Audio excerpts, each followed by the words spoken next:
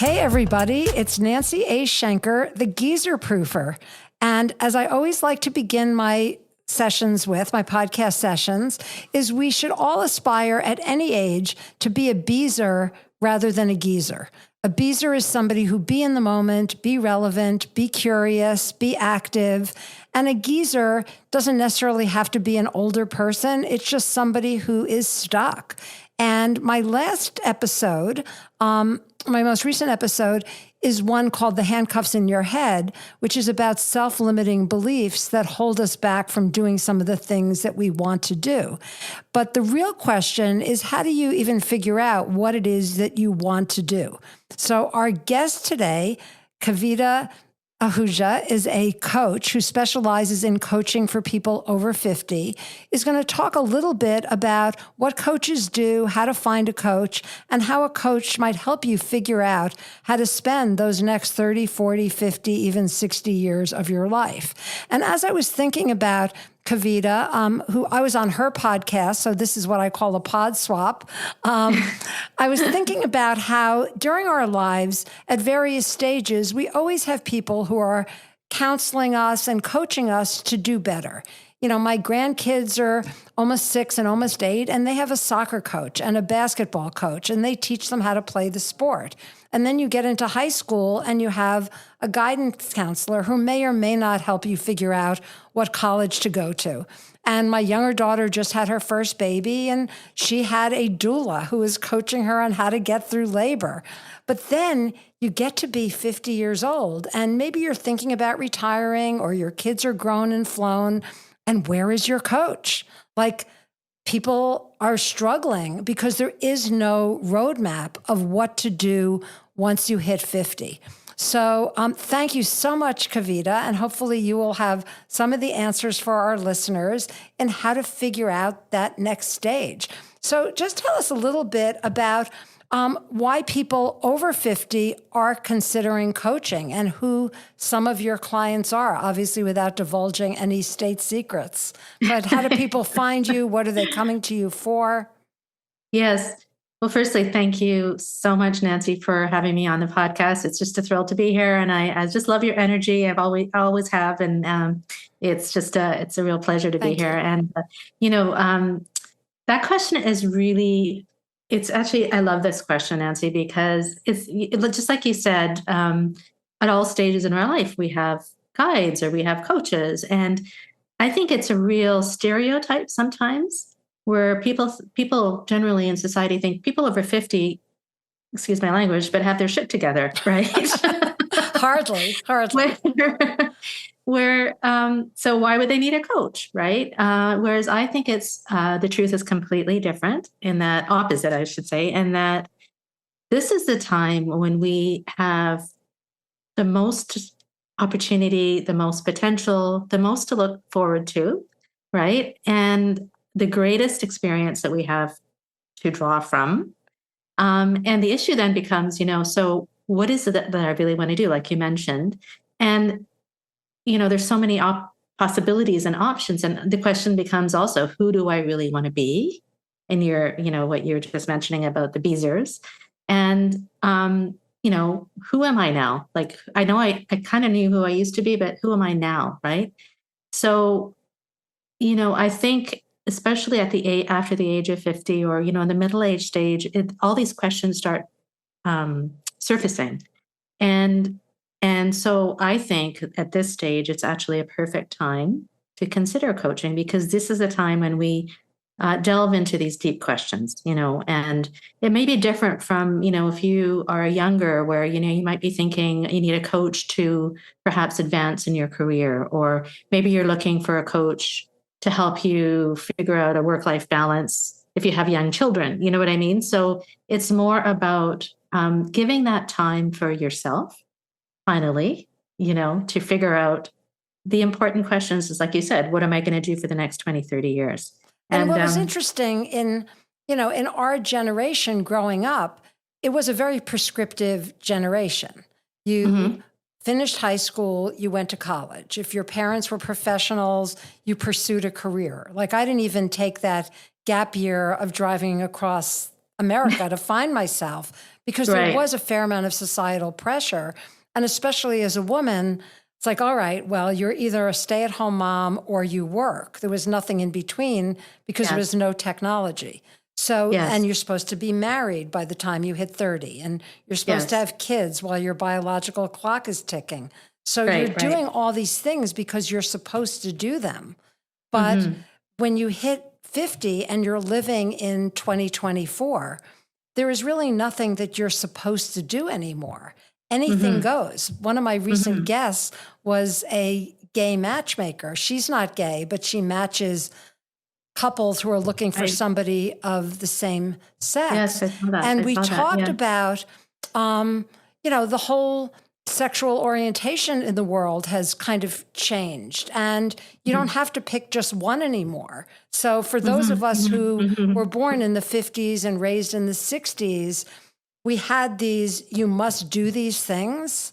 And now we're living in an era where you don't really have to do anything other than what they used to say, you have to pay taxes and die. And if you live in a good state like Arizona or Nevada, you don't even have to pay that many taxes. So the dying thing, we keep moving that out. I've been reading the Blue Zones. So my number is well over 100. So when you think of it from that standpoint, I could have another 30 great years left on this earth. That's an entire person. Yes. What are some of the struggles that people come to you with when they decide to invest in coaching? I'm glad you asked that. And just before I mention that, I was going to say that the people like the Beezers that you mentioned earlier are the ones who are looking for who are curious, who are looking for things out of the box. So those are the people that I really enjoy coaching, because they're not watching life go by. Just a little. How do you unstick it? I'm jumping ahead. I want you to answer the first question, but do you have clients who are geezers where you have to unstick them before they can start to talk about the possibilities? 100%. And if you asked about the, what are the things that are concerns that people have, and it's exactly that. It's the stuckness. That's a very common thing. It's there because they feel stuck in whether it's their career that they've been in maybe for 20, 30, 40 years. That's all they know. They could be stuck in a long-term relationship that they want to get out of. Maybe they're stuck because their kids have left, and it's like, okay, I'm so used to being there for my kids, and now they've gone. Now what do I do? I'm stuck. So the concern is, what do I do now? How do I get there? How do I even begin? And the other main thing is I'm scared. I'm really scared. I don't think I'm good enough to do anything new. I'm not qualified to explore, technology or whatever it may be that I'm really interested in, that I was really interested in as a child. And I want to bring that out now, but I'm really scared because I'm not qualified enough. And then the other big thing is what would people are going to say about this transformation or the transition I'm going through?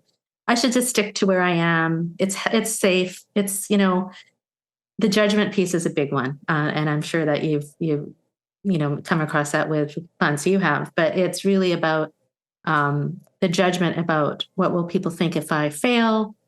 What if people think if I actually succeed? So also the problem is when women especially look at people that they considered ahead of them, let's say, and they judge, they say, well, I can't do that. I could never get there. It's always that it comes down to that I'm not good enough. And those are the concerns, right? And what those concerns are referred to in my coaching they're called energy blocks, right? Love that. They really stop the flow of positive or anabolic energy. And that energy is needed for you to move forward in life, to take that first step. And so the work becomes, how do we identify what these blocks are?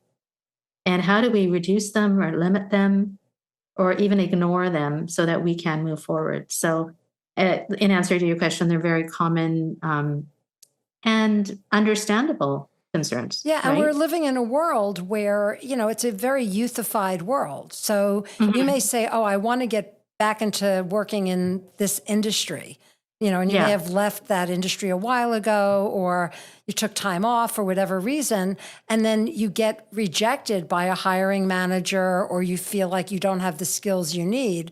And it's very easy to retreat and say, well, I don't really fit anymore in this world. And I think it almost behooves us even more to remember that fight and that feistiness that we may have had in our youth. And I see that a lot among, especially older women, where they just lose their mojo and they're afraid to fight the fight. Well, yeah, I agree with that. I also think that as women, especially, we just don't give ourselves enough credit for, all the great things we've done, all the experiences we've had, all the skills that we have. And we sometimes we're put in this box where it's like, I can use these skills that I have, these strengths that I have, and apply them into something completely new. So it's about opening up that possibility. And so that's the first thing I do is this. It's just a rediscovering yourself phase. What are your strengths? What are your passions? What do you value now that that you want to bring out into what you do now? The first time I podcasted, I was terrified. I really don't like being on camera, sitting with the headphones on and the mic.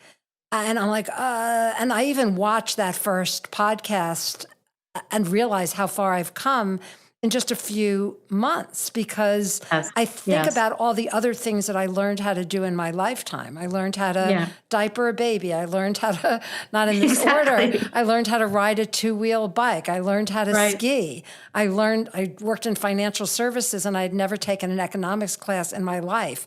Don't tell Citibank and MasterCard. But I was able to navigate the corporate world as basically an artsy hippie chick. So I always remind myself of all of those other hills and mountains I was able to climb over my life. But, there still are blocks. I mean, I'll have people say to me, I wish I could live your life, like just getting in a car and driving somewhere solo or flying solo. And I always say the first time is always the hardest, but once you do it a bunch of times, it just gets much easier and actually feels natural. Yeah, it's actually exhilarating I find, I don't know about you, Nancy, but the same when I started my podcast, it was, I didn't know what I was doing. But now over 100 later episodes, it's like, you learn something new every day and you just grow. And it doesn't mean whatever age you are, you can grow at whatever age you are. So just don't limit ourselves. Don't limit ourselves by age. Yeah, exactly. And, giving back to others, I think, is a really key part of the opportunity that we have over 50, because we do know a lot of shit. And if we can impart some of that to younger women and younger people in general. And I've had guests on my show who are, a third my age, and I always learn something from talking to them. So podcasting can be a very social type of endeavor. So they're coaches, and every coach has a different style. Some are more tough love, some are very programmatic. What should somebody be looking for when they decide that they're at a point in their life where they want to invest in coaching?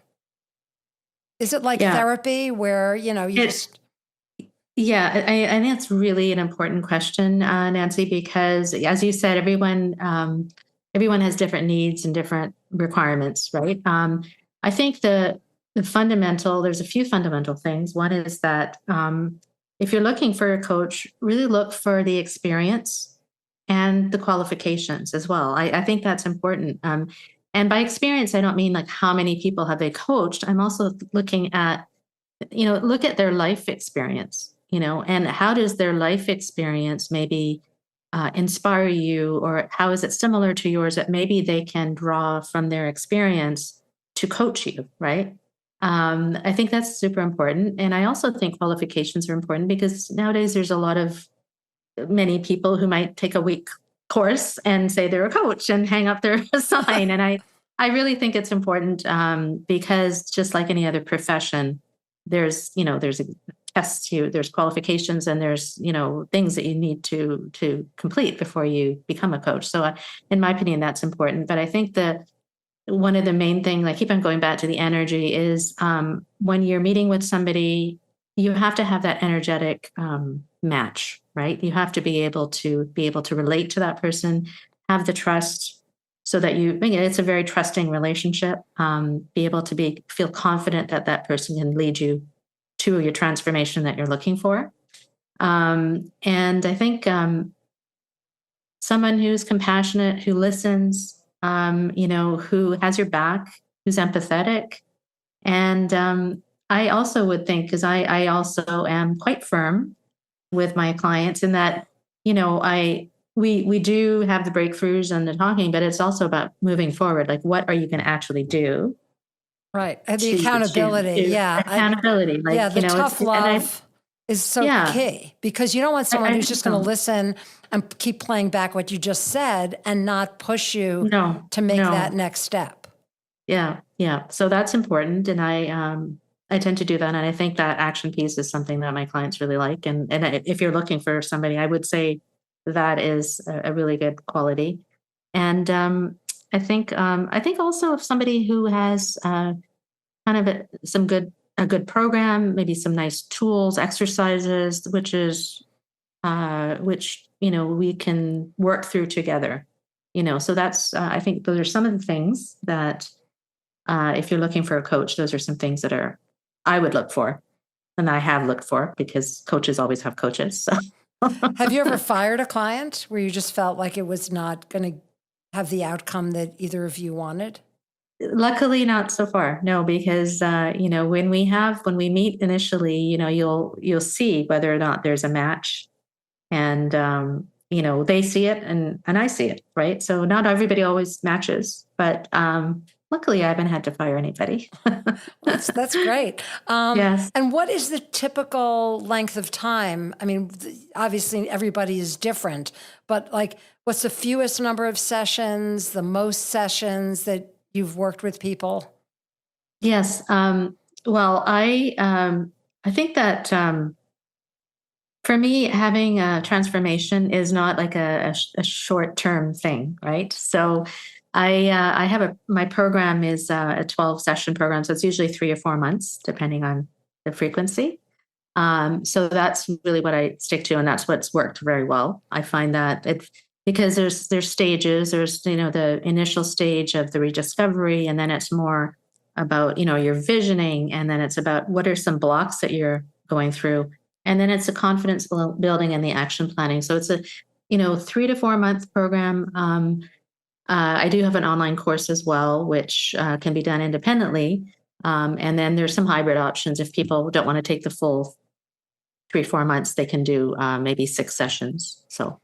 And what inspired you to get into this line of work? What were you doing before? Speaking of transformations and evolutions, what led you to your coaching profession? Yeah, thanks for asking. I would say that it's my own reinvention, actually, Nancy, that led me to want to help others reinvent themselves. So I think you might know this, but I was in the corporate pharmaceutical sales role for 25 years, very successful, and it was good when it was good, right? And it was around the time I turned 50. So we're talking about that magic age where I started asking myself those same questions that I referred to earlier. I had those same concerns. It was like, what do I want to do for the rest of my life? Is this really who I am? And who do I want to be? And I went on a quest to really figure that out. It took 3 years before I actually left because of the fears I had, like the ones I talked to you about earlier, like what are going to, am I crazy? I'm not going to be qualified, but I did, I developed a process. I went through it myself. I transformed my life, and I thought, and I realized then that I'm not the only one that's going through this. There's other women out there that need my assistance and my guidance. Well, And so men I as really, well.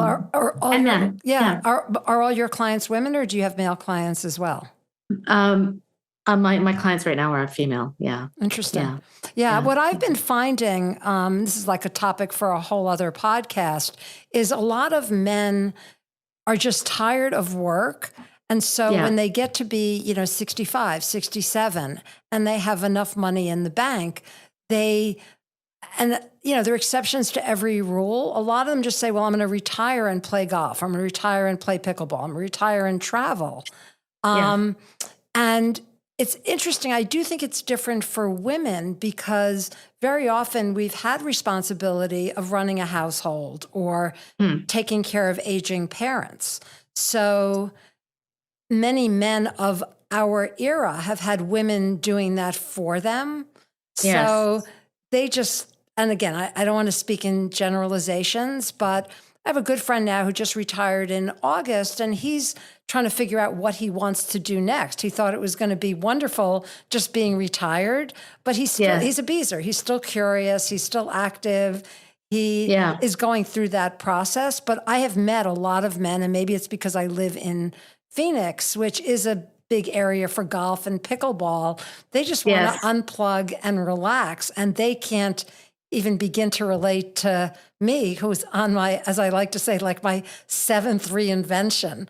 Because do they want to, or are they just don't like? Do they want to, or they just want to? I think they're pretty happy just being. Yeah. I mean, it's like it's a beezer, but in a different kind of way. They just be happy being unplugged and living a simple life. Yes. And it is very different, I've found, in this part of the country compared to New York, where people do, I think it's in part because it's so expensive, but they do tend to work longer, work harder. Whereas here it is it's more like a traditional retirement environment in many ways. So they think I'm a total weirdo because I'm constantly doing and reinventing and questing. Yes. You use the word quest. I actually am having a guest on an upcoming episode about retreats, which are becoming increasingly popular. And you and I were just comparing notes. We're going to be at the same retreat this May. And that's all I'm going to say. I'll let my guest divulge all the details. Oh, I think I know who the guest is. But that is also can be a great way if you are either hesitant to work one-on-one with a coach, or you don't feel like you've got the time to go away on one of these exploratory gatherings where you're with other people who are going through the same stuff that you're going through. It's about the power of community, right? And exactly. Power of community and the power of accountability. I think those are really important. Yeah. And honesty, like to be able to say, I'm feeling really lost, or I don't really like my life right now. And then having those role models that will help you get over some of those fears that you may have. Again, as I call them, the handcuffs in your head, the self-limiting beliefs. Yeah. Or energy blocks. Exactly. Right? Love that term. I'm going to borrow that one. Yes. So anything else you would like to leave our listeners with? You are going to get a chance to share. Well, why don't you do it now? Just like talk about how somebody would get in touch with you if they're interested in coaching, the name of your company, all of that infomercial stuff. Sure. Yeah, no, it's my pleasure. So Nancy, I'm a career and life transitions coach. And as a result, as I mentioned, of my own reinvention, and I really, my passion is to really help women, especially professional women who are looking to answer that question, what's next, whether it's in their career or their life. So I guide them to find the answers to those questions. And so it's really a pleasure and an honor for me to see people with those aha moments and help them in their transformation and help them see what's possible at any age, right? And the name of your company? Yes. So my company, my business is called It's My Time Now Coaching. And the reason I call that is because I really do believe it is our time now to really be, do, and have whatever we want. So awesome. And how can people reach you? Yes. My website, it's mytimenowcoaching.com. And I'm on LinkedIn. You can just search Kavita Ahuja. Facebook and Instagram, it's My Time Now Coaching. And if you could just spell your name out for the listeners. Yes. Kavita is Kav as in Victor, Ita, and the last name is Ahuja, and it's mytimenowcoaching.com. Excellent, Kavita. And, for the listeners and viewers out there, just because you've gone through a reinvention or a transformation, as I jokingly said, I'm on reinvention number 7 at this point. It is a process. You're never fully baked. And only by experimenting and trying on different things can you really figure out what you like and what you want in your life at this stage. And my life changed dramatically and more than I would have ever imagined when my mom passed away in 2021, because it really was the first time ever at the time I was 65, 66, the first time ever in my life, not counting childhood, where I wasn't feeling compelled to do something in particular or to take care of somebody else. And it's scary and it's liberating all at the same time. So, it is. Not that I want any of you bungee jumping without a harness, but I do strongly recommend, because I'm living proof, try it, experiment with new things, and be a beezer and not a geezer. You can find my podcast on Apple, on Spotify, basically wherever you listen to your podcasts. You can follow me on Instagram. My Instagram handle is my company name, because I do have a day job. As much as I would like to podcast 24/7, 365, doesn't pay the rent. So it's the OnSwitch, TheonSwitch.